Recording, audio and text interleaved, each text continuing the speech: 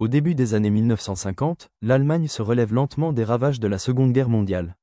L'industrie automobile, comme le reste du pays, cherche à se reconstruire. Mercedes-Benz, fleuron de l'ingénierie allemande, décide de tourner la page des modèles d'avant-guerre en lançant une nouvelle génération de voitures. En 1953, la Mercedes-Benz 180 voit le jour.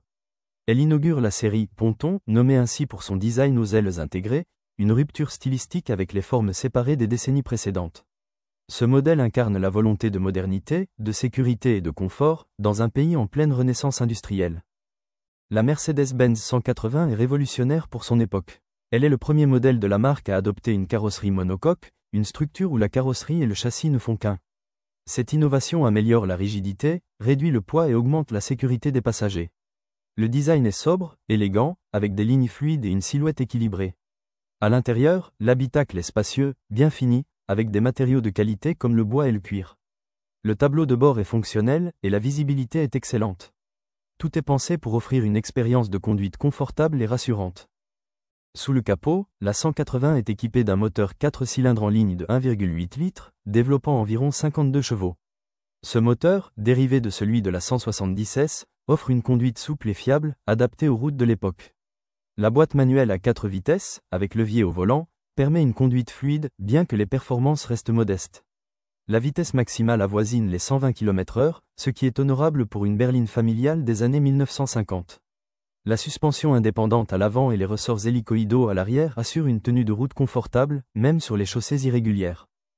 Dès son lancement, la Mercedes-Benz 180 séduit le public. Elle incarne le renouveau de la marque et devient rapidement un best-seller. Produite jusqu'en 1962, elle dépasse les 150 000 exemplaires vendus. Son succès ne se limite pas à l'Allemagne, elle est exportée dans de nombreux pays, notamment en Europe, en Amérique latine et en Afrique. Sa robustesse, sa fiabilité et son confort en font un choix privilégié pour les familles, les cadres, mais aussi les taxis et les administrations.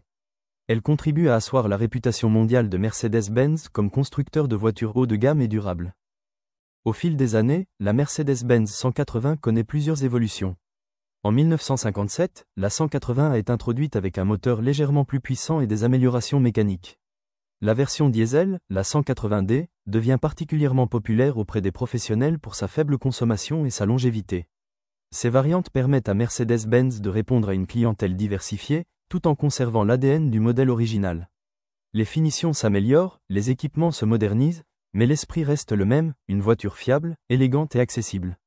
La série Ponton s'enrichit également de modèles plus puissants comme les 190 et 220, élargissant la gamme.